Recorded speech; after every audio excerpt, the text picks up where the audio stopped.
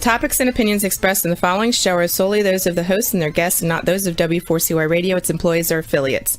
We make no recommendations or endorsements for radio show programs, services, or products mentioned on air or on our web. No liability, explicit or implied, shall be extended to W4CY Radio or its employees or affiliates. Any questions or comments should be directed to those show hosts. Thank you for choosing W4CY Radio.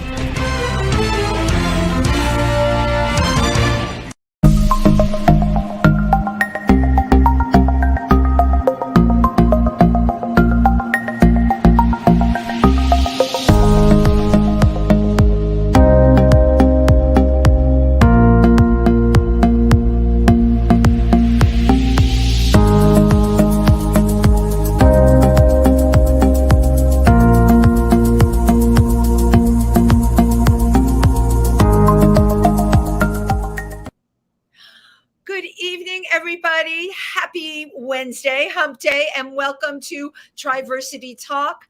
I am Wendy Stewart Kaplan, and tonight's guest co-host is the one and only Evan Lawrence. Yes, coming to you live. How are you doing, Evan? I'm doing well. I mean, it's 90 degrees out there, so I'm making sure I move in slow motion. Did you come on here to complain about the weather, Evan? Yes, that actually, yes, but only 1%. Feel free, Evan, because you know what? This is my secret. Mr. Fan, that's right, everybody. I have air conditioning, but I have to tell you this little $12, it's an O2 cool fan, and you can use it with batteries because we're also electricity conscious nowadays, right? Yeah. Our electrical bills are going through the roof, and everyone uses, it's a pandemic, it's a supply chain. Right. It's insane, right? So I just put D batteries in here, which I buy on eBay, right? Regular battery, but I get them at a good price. And the fan is just absolutely unbelievable. I'm sitting here cool as a cucumber, Evan Lawrence. Do you hear me complaining? No, I don't. Because I am cool and collected this evening. So you have a bunch of shows coming up this week. I do. I'm at Stonewall tomorrow night, performing at the 5th anniversary of Freak Out. Yay! I'm going to be doing a disco song from the 70s and a song of mine called 70s Crotch Outline.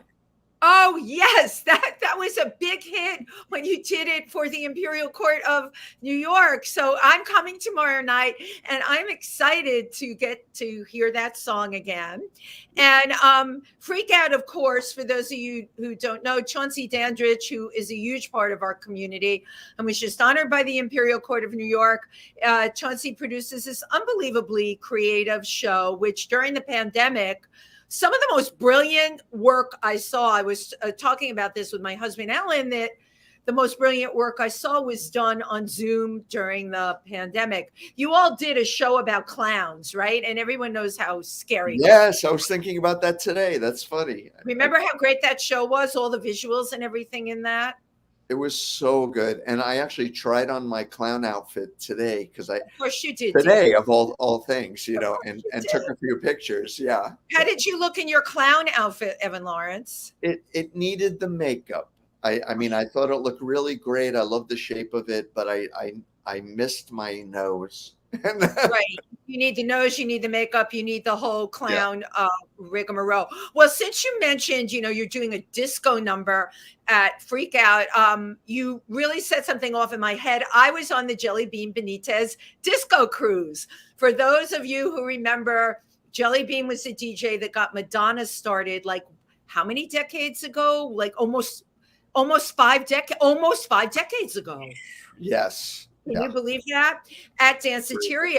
And he played, I think her first hit was Borderline. So for all you Madonna fans out there, I was on the Jelly Bean Benitez cruise. Of course, not one Madonna song was going to be played because we know it didn't end well. It absolutely did not. It's the truth of it, right? Do I ever lie? I put my cards on the table.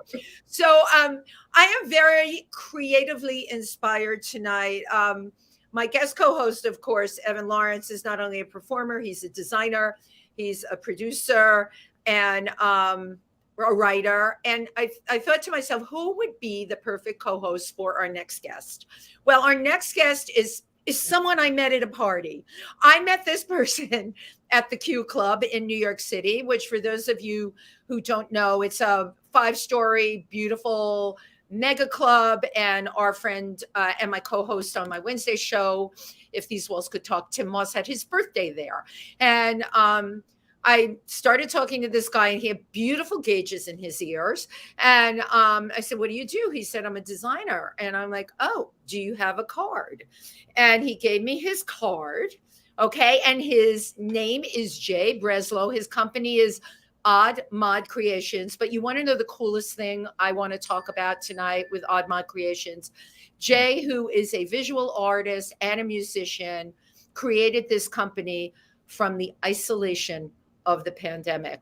So I can't think of a better way to use like such a tumultuous time that so many of us have gone through and are still going through. So and we all reinvented ourselves too. Thank you. Thank you. Right. Exactly. So we are here tonight to talk about Jae Breslow's reinvention. Please come on in. Hi. How are you doing tonight, Jae? I'm doing well. How are you? Good. And it's really great to have you on tonight. Thank So, I just want to start off the bat just talking about what Odd Mod Creations is before I get into, who you are and what you're about. So, fire away. So Odd Mod Creations is kind of a coupling between my interest in fashion and luxury jewelry and handmade from the heart personal expression. I love that. I love that. What is it about the way you create this jewelry that makes it from the heart? I think there's a lot of energy. There's a meticulous, repetitious nature to it. So you kind of like zone in and really, you don't have to think about all of the things around you. And I know with the pandemic, a lot of people did a lot of thinking about everything. Right. Well, obviously you were doing thinking too. So, what happened? I mean, we were shut down March 12th in the New York area. And for all of those that are in the arts, or many of us in the arts, it's very hard for people to wrap their head around having everything you've done your entire life coming to a crashing halt and not knowing what was going to come and replace it. So, Jae, what was your experience? Well, it was at a point where I was just starting to do more local friendships and things started blossoming. And all of a sudden, pandemic happened and everything just kind of collapsed in on itself. And my first thought was, this is the worst thing that could possibly happen to me. I'm an extrovert. I am trying to be social and just kind of get into the swing of a good, solid path of life, Right. And then that didn't happen. Right. What were you doing prior to the pandemic? I know that you're an artist and a musician. What kinds of things were you doing? Well, I was doing ink drawings and some electronic music and production, things like that. As far as my creative outlets are concerned. Right. So you had gotten that all going. And by the way, I didn't know you did EDM. I love electronic music. So there you go. You do these shows and I find out things, that I never get from people in person. And yes. Well, I work full time, but it's one of those things where you want work to be work and you want social life and free time and creative energy. And that's supposed to be its own thing. And that was what got really shattered and destroyed with the pandemic the most. Shattered, Jae, really. Evan, you can totally jump in on that. I'm listening to what he's saying. Yeah, I totally recreated myself during the pandemic and said for my creativity, just let it go where it has to go and compose some of my best electronic music during that time as well. But what spurred you? What was it a revelation? Was it anything obvious that brought you to make your beautiful jewelry? Well, thank you. No, it wasn't obvious. I tried music first. I went to okay, I have a lot of thoughts. I have a lot of words in my head. I can try to write music. And every time I would sit down at, the computer or the notebook or whatever, I felt a lot at once and no way to put it to words. I think it was just an overwhelming fear of, I have no idea when this is going to end, and kind of getting lost within myself. Oops, sorry about that. Kind of getting lost within myself. And so I wasn't making music. So drawing was another possibility, but I to be honest, I was just very down, depressed. I had a wall. I had a creative wall. I had a personal wall. So understandable. I'm really glad that you're talking about this, because this was true for so many people in our community, people whose names I could tell you that you've heard of, that were, performing and making music and all of that. And honestly, the last 2 years for them has been very, very difficult. What did you tell yourself, Jae, to move on from these thoughts? Because you're right. All of a sudden, our hands were tied. We felt completely helpless. What did you tell yourself? Well, so I'm used to pre-pandemic. I was pretty much getting my feedback on how well I thought I was doing by being around other people, like a true extrovert. And then all of a sudden being forced to rely on my own self for feedback, for knowing, okay, hey, Jae, you're doing okay. I didn't have anybody but myself to do that. And I'm not used to doing that. Right. So what ended up happening was a friend had taught me, how to weave chainmail and that sort of art form. And I, putted around with it a little bit and put it down, and picked it up one day and put it around a little more and was like, okay, this is interesting. I didn't have to think about anything. I just did it.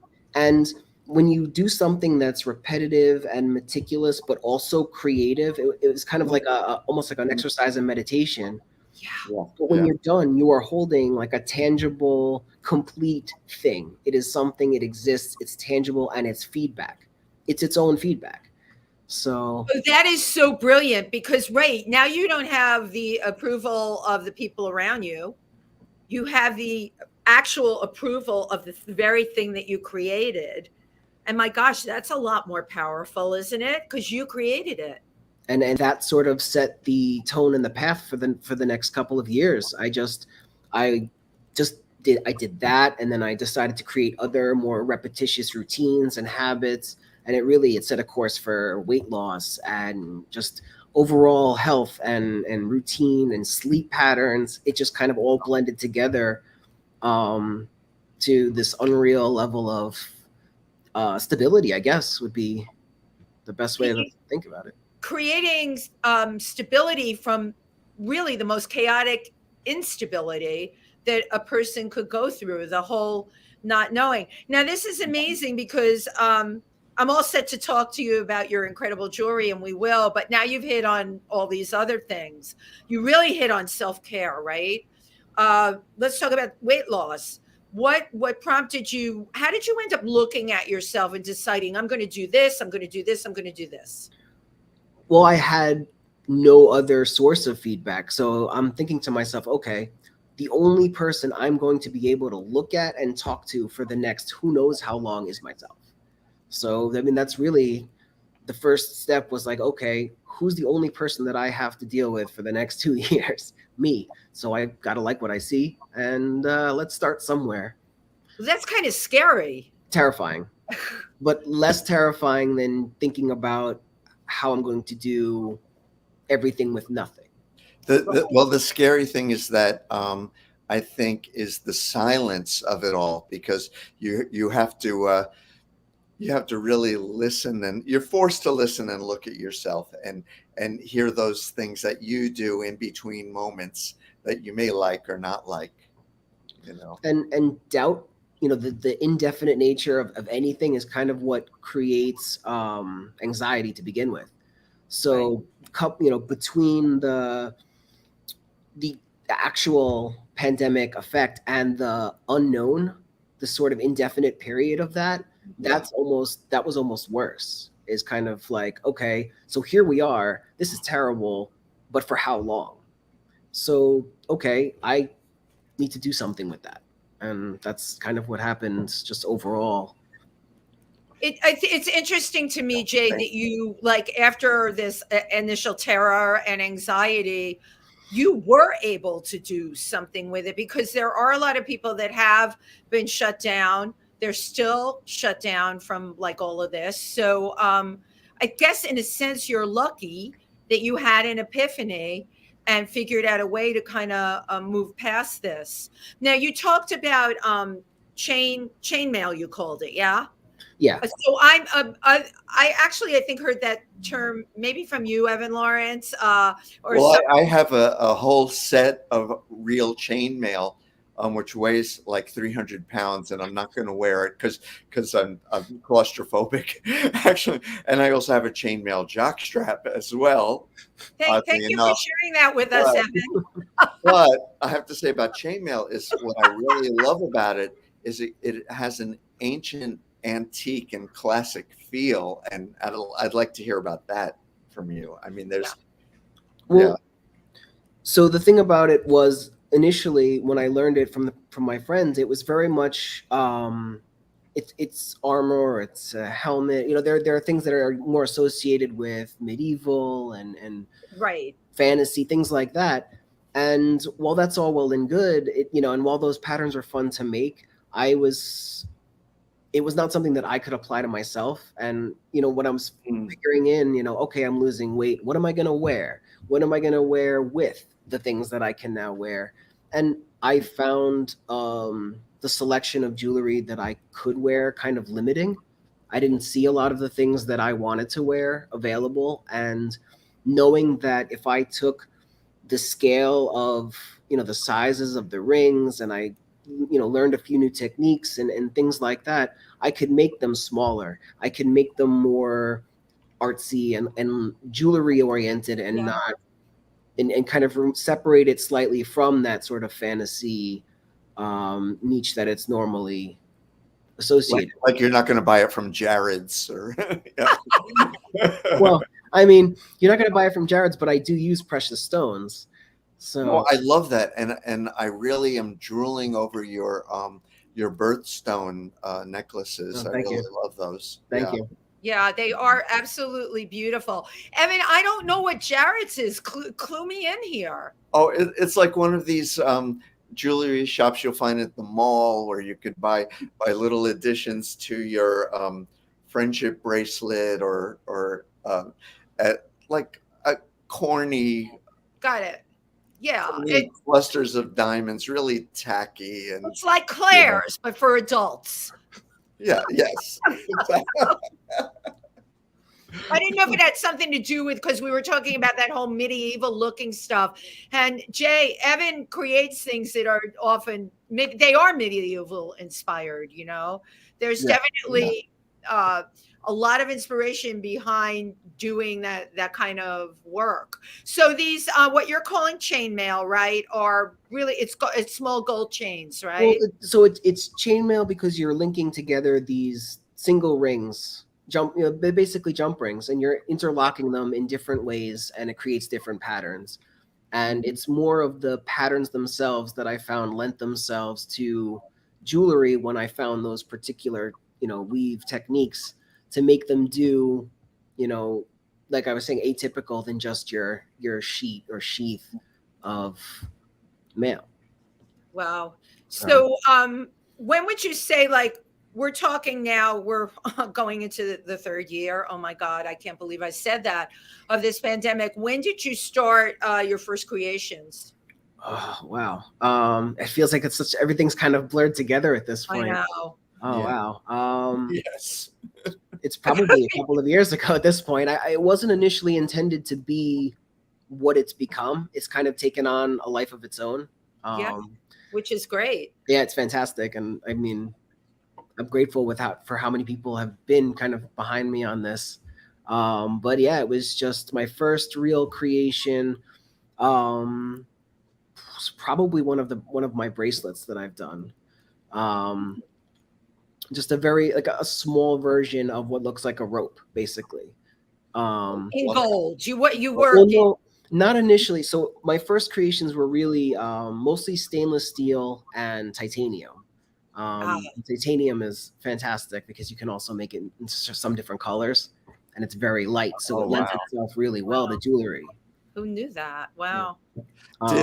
Did horoscopes influence you? I mean, do you follow that sort of thing, or it's just the wonderfulness of the stones of each month?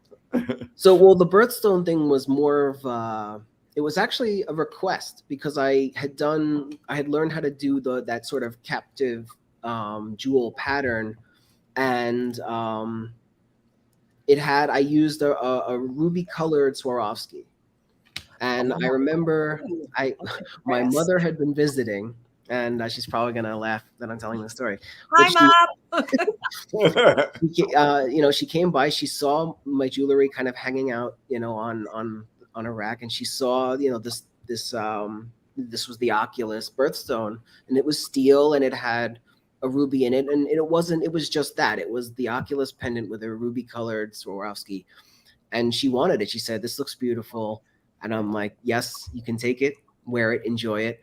Wow. And it came up to another family member. Oh, do you do those in other colors? And, and it just kind of progressed to, okay, I can do one of these in every birthstone's color in like a Swarovski crystal. And I can do them in such a way that the crystals, they look great, but they're also, it's not like using the precious stone, which in some cases can be more expensive. And at the time I was just starting out. Way more expensive. But now you had every relative in your family probably knocking at your door. Jay, I want one of those. I had a few requests, and so I, as the good family, the good son, I made it happen, and then it just started picking up from there, and trying different things, experimenting with different patterns that I had learned, and then just kind of freestyling it, I guess. And then the necklaces started to happen, and have you brought them to the world yet? Or I mean, I have things on the website where I've been, and beautiful. Occasionally, I wear things out. I wear my pendants and bracelets and things out.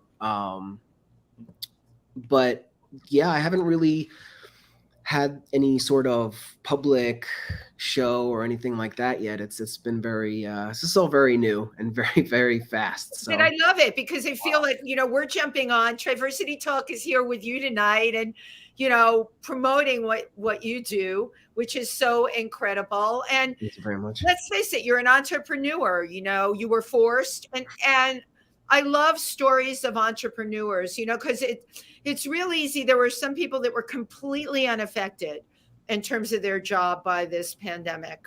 I was so affected. All of my creativity. I didn't go through what you did, Jay. Within like 24 hours, I was creating live stream projects. I had never done that before, but I was so angry that every single thing that I had worked decades for went away overnight. March 12th, we were shutting New York down, and guess what? You've got nowhere to run to, nowhere to hide. There was a site on Facebook that I remember. I used to be an actor, and now all I have is a great big hole.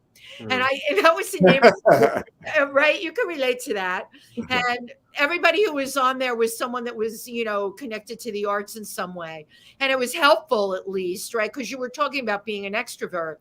Now we're all isolated. It was helpful to at least know there were other people out there going through the same thing. I wish we had known you then, Jay, because there was a whole group of us that had become friendly 6 weeks before the pandemic. I don't know if you realize that, Evan, but it was 6 weeks before the pandemic happened. Yes. I didn't know this guy from Adam, but there were probably 20 of us that for whatever reason, the universe put us together.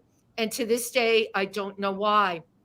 And those people were the ones that kept me going through the entire pandemic. We did everything on Zoom. We did what we could live in the streets. But especially when you're an extroverted person, what could be worse? But you took your power back by the jewelry that you created. And that's, that is extremely commendable. Now, is it challenging? I know you do custom pieces. Is it challenging, dealing with people that you make custom pieces for? Well, because this is very new, I haven't had to deal with too many personalities yet. But I imagine that you have people that have very specific needs and specific wants. So I'm trying to work out some of the kinks now. Hey, if somebody has this question, how do I deal with that? Things like of that nature. In particular, I know how some of these are geometrically, and they're not structured the same way as a traditional cast jewelry bracelet or necklace. So there's definitely certain things that I won't be able to do. But I'm always very upfront about those things. You tell your customer that, right? Always. And I'm actually working now on, so I deal with sensitivity, like hypersensitivity sometimes. And I notice that if I'm wearing a fabric that's too scratchy or too tight, I notice it and it bothers me. So one of the things I'm working on now is I field test, the designs. And, on a hot day when I'm wearing a bracelet that has a clasp and I'm noticing that, ooh, there goes the lights. And I'm noticing that this is irritating my wrist. This could irritate somebody else's wrist. Right. Yeah. So it's things like that now if I know that the client has, they might want to wear something that it might make them uncomfortable if it's too tight. I'll make it looser. Or I'll suggest a different clasp that can be used so that it's not irritating against the skin. That's so great that you're sensitive to that, because, it's that old adage, beauty knows no pain, but there's nothing worse than putting on a bracelet and having it cut off your circulation. Or earrings. I don't have pierced ears, so my earrings are all clip-ons. Mm-hmm. They always have to be comfortable. No one wants to wear jewelry, because let's face it, what you're doing, you're adorning your customer. You too, Evan. You make these beautiful headpieces to make a person feel great when they're wearing it. But I really feel it's twofold, right? Like, Evan, if you put a crown on and it's cutting off your circulation and leaving indentations in your head.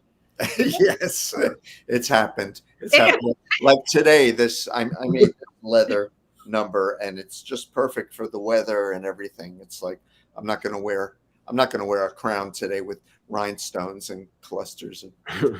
Right.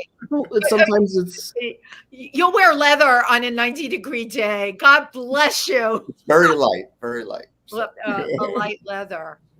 But I do think it's an important thing to talk about, what people need that'll make them comfortable. Because I personally feel, and, because I work in the fashion industry, one of the things I do is I'm a fit model. I have to make clothing that not only fits my customers, but you don't want the armhole cutting. And the worst thing, right? They call it lift. It's like you go to lift your arms in a jacket and you're like this and you can't go any higher. Mm-hmm. There is nothing worse. Absolutely nothing worse for people. But I've never heard a jewelry designer say, what you just said, that you consider that because you're a sensitive person. And I wanted this because it's so individual, and this is hands-on. This is one at a time. They're a luxury piece. I want somebody to confidently go, okay, I'm going to buy this luxury piece and I'm going to make sure that I can wear it and that I can enjoy wearing it. And if I'm going to go out dancing, or if I'm going to go out on a summer night, I want to have confidence that what I'm wearing, I'm going to both look good and feel good in, and not constantly worried about, okay, is this riding down, or is this poking me, or is my neck itching? Because these are all things. A tag out of place can sometimes drive me nuts. So these are things that I just, down to the smallest thing, it's just my nature. That's taking your own idiosyncrasies and thinking about other people. There's jewelry that, okay, what drives me crazy? Great. This is like jewelry therapy here tonight. What drives me crazy is when you get a necklace and, it's got a teeny tiny little clasp in the back, and you manage to do it right. You look in the mirror and you can kind of clasp it in the front. All right. And then you come home, you've been out dancing. All you want to do is get that sucker off your neck. and you can't Yes. get it undone, right? Have you ever been there, Evan? Has that happened to you? Oh yeah, yeah. Like I mean, I just recently got a chain for this my Navajo necklace, Oh, that's beautiful. but I had to make sure that I could do it by feel, figure out how to undo it easily and where it was, and I had to practice. So, But what good is practice when you've had 3 cocktails? How do you get the thing off of your neck? sense memory. So it's funny, you know, I had brought a couple pieces aside to show you, and it just so happens that one of the things that I was considering was what happens, you know, with these, you know, these opulent necklaces when you're trying to fumble with putting it on and off. And one of the places that I get my supplies has their own clasp that, let's see if I can get it here. So it sits. Yeah, just hold it right up. Oh, good. We got your much like that. And then all it is you push the button and you take it out, and it just hooks right in. It's held together by a magnet. It's so if you have any sort of grip issues, or you just want to come home and you just want to take it off, it's off, it's on. And let me ask you, is it really good once it's on, you think like you can dance and toss your well, and for the necklaces, it's, you know, the weight is being kept on it. So you actually will have to, you know, push the specific, you know, the notch there and unhook it.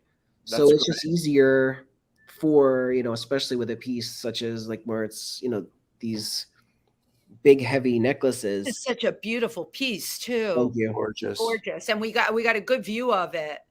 And you want to be able to just take it on and off. So when I found that this existed, I was sold. I'll take it. I've never seen it. Evan, have you seen one of those before? That clasp? No, not that. I mean, I've seen other kinds of magnetic clasps that just go. Okay. But I like that. That one gives me more confidence. That one. I had considered the magnet clasp, but when you're such a heavy necklace, I felt like it was not conducive. And if you're somebody like me, that's, you know, you're conscious of what's on, you could knock it off. And, you know, that's like dropping your glasses while dancing. It's well, and as a performer, we're all over as performers. We're all over the place and moving like nuts. You're putting on costumes or you're out on the dance floor. I had a necklace that was magnetic. It flew off. And I didn't realize it had, God only knows, it probably hit somebody.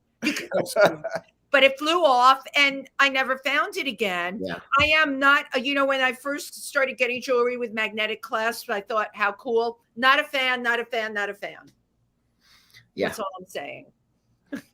So, Jay, you know, I don't know. That's why I love meeting people at parties. And I met you at the Q Club, which was very cool, at the infamous Tim Moss birthday extravaganza. Where did you grow up? I grew up on Long Island. Okay, so you're Long Island boy. Long Island. Which town did you grow up in? Comac for most of it. And then I moved around a little bit as I was, you know, getting more into adulthood and jobs and such. So Comac was a bit out there, a bit. Yeah, it's a bit out there. Yeah. We're all New Yorkers here. I'm much happier out here, though. That's for sure. What, in New York? Oh yeah. New York. Where are you? I'm in Queens now. Oh, nice. Along with everybody else that we know. My daughter is apartment hunting. She's looking out there too. There's so many great things to be said about Queens, but Comac is a bit out there, you know. On what fork is it on again? When you talk about Long Island, you got to talk about the fork. Not that far. It's not that far. Right. It's well, I mean, I'm terrible with where it is. Other than it's not too far. It's not too far east, but it's not quite the center. It's wow. Yeah, it's just there you are in the bowels of Long Island. Not quite far east, not quite far north, really not in the middle either. So you know, you have beautiful gauges in your ears, you painted body paint. Yeah. What was it like for you growing up? Were you a good fit in your neighborhood, or? I would not say I was the best fit. There weren't a lot of people like me in high school. I feel like I was just telling the story the other day of having Sharpies in my ear as a teenager and being asked to step out of class because it was disruptive. Okay, I Now love seeing this everybody. story. Huh?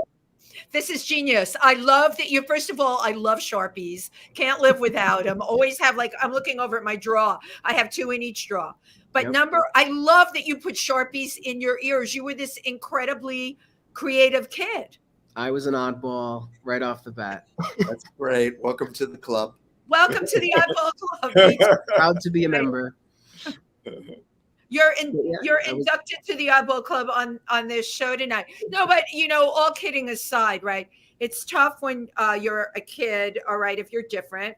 It's tough if you're part of the LGBTQ community, because when you're in high school, in New York, it's a little easier in the city, but for the most part, our sexuality is not so well defined. Let's just put it that way.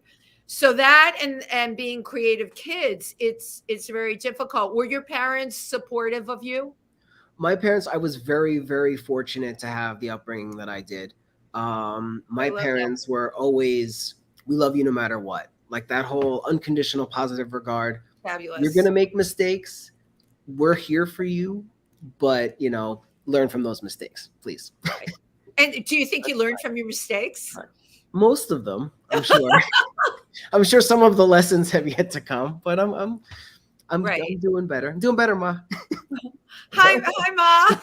I love that Mom. you're saying accolades to your mom, who has a beautiful necklace from you and is probably like one of your best advertisements, right, for the work that you do. So when did you come into New York per se, where you graduated? Did you went to college? I did go to college. I ended up leaving college without a degree to pursue a more creative. You're a creative passion, and I was fortunate enough to get into the more technical aspects of television entertainment and things like that. Nice. And it kind of set sort of a course for me down the line that would lead me to where I am now. But was definitely not something I could have predicted. That's for sure. Well, but Is that your day job? Is that what you do? That's great. But look, that's the whole point, right? That was not so many people have a pre-planned path. All of us here, creative people, there's not one I know that had anything pre-planned. I mean, you're talking about dropping out of college. My husband is a brilliant creative, and at 17 years of age was doing drawings in Atlantic City of people on the boardwalk. And at 18 had his first big photography client, which was Sears. He never saw college, okay? But he is incredibly creative. And I think that is the point that's being made. You too, Evan, another kid outside of the box, but we need, right? And I tell this to parents all the time, and I have a daughter, we need to support our kids in that way. You were very lucky, Jay, that, your parents, they got behind you and your Sharpies in your ears. I'm sorry you had me at the Sharpies. Much to my dad's chagrin. he didn't like what? Gotta give a shout out to my dad too for putting up with me for all those years. Right. The old Sharpie and the ear thing. But if kids are supported in the right way, they go on to do great things when they're creative kids, so that's the lesson. I think what scares me more and more, our world is becoming more and more corporate. When I was in college, it was anti-corporation. Probably you too, Evan, the man telling you what to do and down with corporations and all of that, and seeing what's going on now in corporate America from, the Gay Pride March is a good example. Why we now have a splinter march, because the Gay Pride March became super corporate. So, this is definitely, I look at it as a threat to creative people in a lot of ways. And I guess I feel like you do, Jay, that, I don't know where it's going to bottom out with all of this. I have no idea. I guess all of us just have to keep doing what we do. When I was reading about you, I just love this quote, "The makings of a maker." Tell me what that means to you and who came up with that. I love that. I came up with it because I feel like I've had a lot of places that I didn't feel like I fit, and I feel like putting those all together was a fit unto itself. And it's Yeah. just a very different facets of how I do things now and how I did things then, and everything in between. Right. So it's Right. kind of been I love that, the makings of a maker. Well, we all hopefully, right, as we evolve, we discover more things about ourselves, and the things that were not fitting become things that actually fit at the end of the day. And I tell people this all the time: we have the world that we can create around ourselves. I have people ask me all the time about, why are you so involved in the LGBTQ plus? When I was involved many, many, many years ago, very young at 13, there was no plus, right? It might have just been LGB. I don't even think there was a T. There definitely wasn't a Q, right? Right. Remember how that was. And, it's just been, for me, an incredibly positive world, and so supportive, with so many amazing people in it. And, you were saying you're an extrovert. You rely on the support, right, of other people, and people that can infuse your creativity. So, we're kind of, I don't want to say we're out of this pandemic, because we're not, but certainly things are a lot more open. Were you able to get back to being more extroverted? sort of. I'm kind of taking my time with it, gauging social opportunities as they arise. Like, is this something that I'm comfortable doing? But also now having that sort of ability to self-sustain in my pocket as like my tool of it's in my arsenal of dealing with the day to day. So I can go out, and I do go out and do certain things to get that vibe and that. But if it's not something that I feel comfortable doing, I'm still okay being home and doing something by myself. You are. So there's that balance now that exists that didn't then. But bringing that to the table when I do go out, it gives me a lot less pressure to just suck it up and deal with the nerves of going into a place during the pandemic, or am I going to have to wear a mask all day, things like that.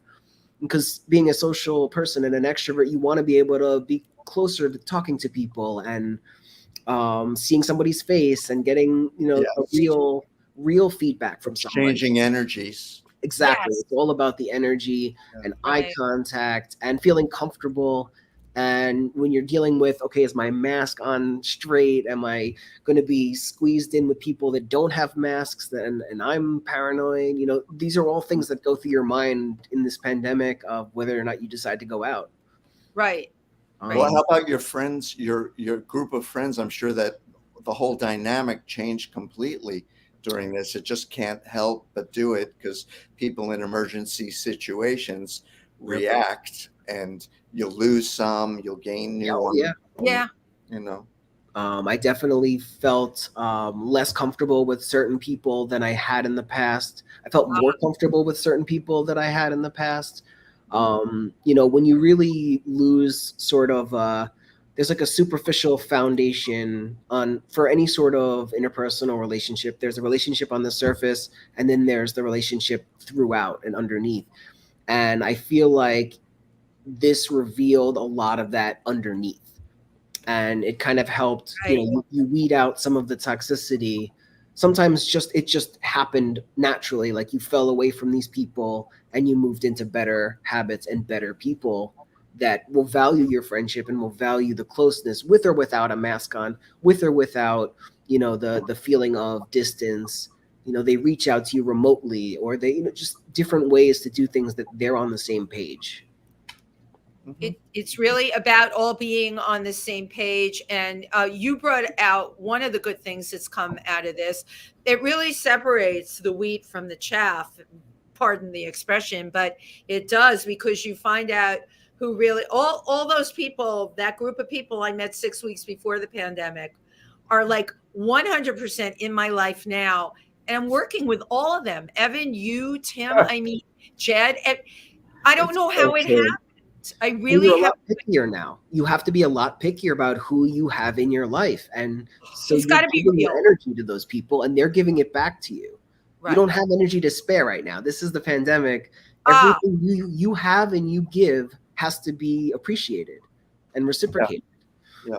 and truth. I demand that, like, I demand, listen to me. I demand, I'm on my soapbox. You do. Have transparency, like superficiality, especially in the New York scene. You know, you would tolerate it. I can't even tolerate it now. I have no interest in it. I don't want to deal with people that are of that ilk either. Yeah. Say what you mean, support each other. Thank you. And be accepting about the little stupid things and faults and you know that they really don't matter. Right. We need to stick together, especially with Republicans attacking us. We know we need to stick together, you know, absolutely. Jay, because we're going into our final minutes. I did want to talk to you about, you did a show called Born This Way. Well, so that was a group art show, and it would showcase LGBT artists, visual artists, and such. And that was something that was out on Long Island. That one of my friends, her name is Anu Anam, and she is an artist and curator herself, and she put together this group of people and supporting LGBT artists. She does things with artists supporting other artists with mental health issues, and you know, I like being a part of stuff like that. You know, both of those things are close to my heart, and it was just a good way to be part of that and support that and contribute some of my art and get my artwork seen. So really, it was just a very pleasant show. Yeah. But to also be with other artists that, you know, you share a common like-minded artists. It's right. Like-minded, similar, either life experience or values that we all kind of are able to pick each other up with. And creative people, being around other creative people brings that energy in a positive way out. Just like you said, you met these people that are that equal creative energy, and that's what it was. It was an equal creative energy. Yep, that is really what it's all about. Well, I'm inviting you to Freak Out on Thursday night. It starts at 6:30 at Stonewall. And for anybody that's listening, it's a great show. Jay, you would find a lot of kindred spirits at that show if you can make it. And you will be very entertained by it. This is your platform right now. What do you want to tell all of us out there? I want to tell everyone to stay creative. First and foremost, you know, be your best source of self-satisfaction. And if you want to do that wearing really nice, well-made custom jewelry. Always. Yeah, I was just, let me know. I totally love this. And tell us your website again. My website is www.oddmodcreations.com. And I have his card right here. If you can see it. I had to use a magnifying glass. Sorry. To read it. No, it's not your fault. I mean, I'm just blind as a bat. Although I notice you wear glasses also. I do. Can you see your own card? Well, I also have a magnifying glass. You know, anything. You have that right because you do jewelry. Yeah. But yeah, it's Odd Mod Creations. Your work is beautiful. Continue everything. Stellar. Thank you. And the one thing I love to do before we sign off, I love to take a picture on the computer and wishing you, you know, I love that we're getting you really in the beginning of this path of your life, Jay. So wishing you the absolute best and, you know, stay in touch. Let us know when you do shows. You're probably going to do shows of your work, right? Jewelry shows, I would think. I'm hoping to. Yeah. It's great. Taking things as they come. Yeah. Right. Taking things as the makings of a maker, taking things as they come. I love that. Well, thank you, everybody, for tuning in. Evan Lawrence, thank you for co-hosting. Jay, thank you for being a guest, and I hope we do get to see you soon. Thank you for having me. Good night, everybody.